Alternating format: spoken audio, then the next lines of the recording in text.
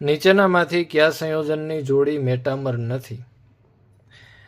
મેટામર એટલે કે જે બે સંયોજનના અણુસૂત્રો સમાન હોય પરંતુ એની અંદર આલ્કાઇલ સમૂહોની ગોઠવણી જુદી જુદી હોય તો આપણે તેને મેટામર કહીએ છીએ.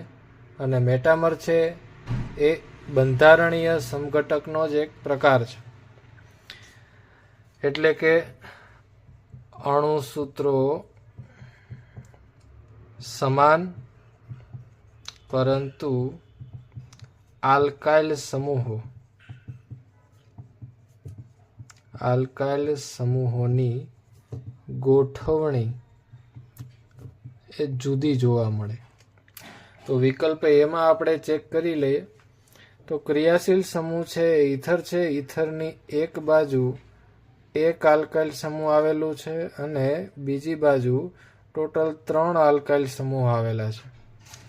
આ બાજુ જોવા જઈએ તો ટોટલ 2 આલ્કાઇલ સમૂહ અને આ બાજુ પણ 2 આલ્કાઇલ સમૂહ છે.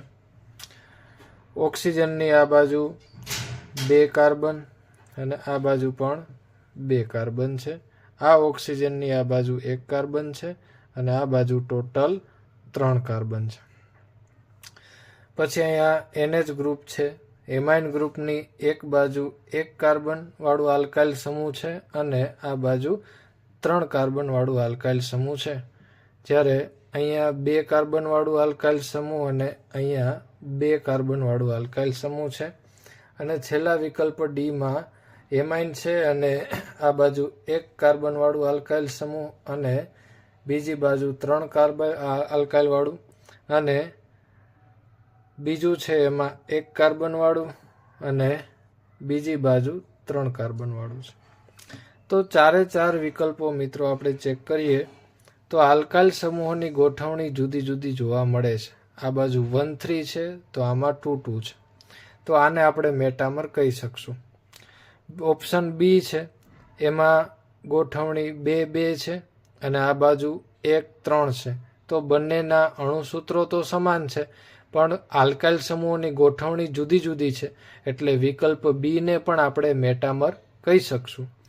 જ્યારે વિકલ્પ સી ની અંદર 1,3 પ્રકારનું અને બીજું આપેલું છે 2,2 પ્રકારનું છે તો આને પણ આપણે મેટામર કહી શકશું. અને છેલ્લું વિકલ્પ ડી જોવા જઈએ તો અણુસૂત્રો તો સમાન છે પરંતુ એમાં આલ્કાઇલ સમૂહોની ગોઠવણી પણ સમાન છે. કેમ કે આ બાજુ 1,3 પ્રકારનું છે અને એની સાથે પણ પાછું બીજું 1,3 પ્રકારનું જ આપણને ગોઠવણી જોવા મળે છે. તો ગોઠવણી સમાન હોય તો આપણે એને મેટામર કહી શકશું નહીં.